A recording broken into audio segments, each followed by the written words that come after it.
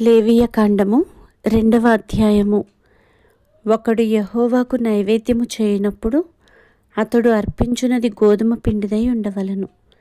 అతడు దాని మీద నూనె పోసి సాంబ్రాణి వేసి యాజకులకు అహరోను కుమారుల యొద్దకు దానిని తేవలెను. అందులో నుండి యాజకుడు తన చేరతో చేరడు నూనెయు చేరడు గోధుమ పిండియు దాని సాంబ్రాణి అంతయు తీసుకొని యెహోవాకు ఇంపైన సువాసన గల హోమముగా బలిపీఠము మీద అందులో ఒక భాగమును జ్ఞాపకార్థముగా దహింపవలెను. ఆ నైవేద్య శేషము అహరోనుకును అతని కుమారులకును ఉండును. యెహోవాకు అర్పించు హోమములలో అది అతి పరిశుద్ధము. నీవు పొయ్యిలో కాల్చిన నైవేద్యము చేయునప్పుడు అది నూనె కలిసినదియు పొంగనిదియునైన గోధుమ పిండి అప్పడములే కాని నూనె రాచినదియు పొంగనిదియునైన పూరీలే కాని కావలెను. నీ అర్పణము పెనం మీద కాల్చిన నైవేద్యమైన ఎడల అది నూనె కలిసినదియు పొంగనిదియునైన గోధుమ పిండిదై ఉండవలెను. అది నైవేద్యము గనుక నీవు దాని ముక్కలుగా త్రుంచి వాటి మీద నూనె పోయవలెను. నీవు అర్పించున్నది కుండలో వండిన నైవేద్యమైన ఎడల నూనె కలిసిన గోధుమ పిండితో దానిని చేయవలెను. వాటితో చేయబడిన నైవేద్యమును యెహోవా యొద్దకు తేవలెను. యాజకుని యొద్దకు దానిని తెచ్చిన తరువాత అతడు బలిపీఠము దగ్గరకు దానిని తేవలెను.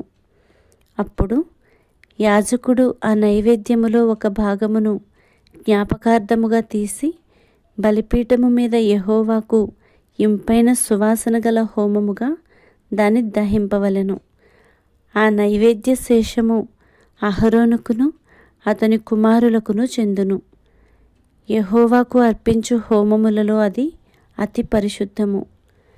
మీరు యెహోవాకు చేయు నైవేద్యమేదియు పులిసి పొంగిన దానితో చేయకూడదు. ఏలయనగా పులిసినదైనను తేనె అయినను యెహోవాకు హోమముగా దహింపవలదు. ప్రథమ ఫలముగా యెహోవాకు వాటిని అర్పింపవచ్చును గాని బలిపీఠము మీద ఇంపైన సువాసనగా వాటిని అర్పింపవలదు. నీవు అర్పించు ప్రతి నైవేద్యమునకు ఉప్పు చేర్చవలెను. నీ దేవుని నిబంధన యొక్క ఉప్పు నీ నైవేద్యము మీద ఉండవలెను. నీ అర్పణములన్నిటితోనూ ఉప్పు అర్పింపవలెను. నీవు యెహోవాకు ప్రథమ ఫలముల నైవేద్యమును చేయునప్పుడు సారమైన భూమిలో పుట్టిన పచ్చని వెన్నులలోని ఊచబియ్యమును వేయించి విసిరి నీ ప్రథమ ఫలముల నైవేద్యముగా అర్పింపవలెను. అది నైవేద్య రూపమైనది. నీవు దాని మీద నూనె పోసి దానిపైన సాంబ్రాణి వేయవలెను. అందులో జ్ఞాపకార్థమైన భాగమును అనగా విసిరిన ధాన్యములో కొంతయు నూనెలో కొంతయు దాని సాంబ్రాణి అంతయు యాజకుడు దహింపవలెను. అది యెహోవాకు హోమము.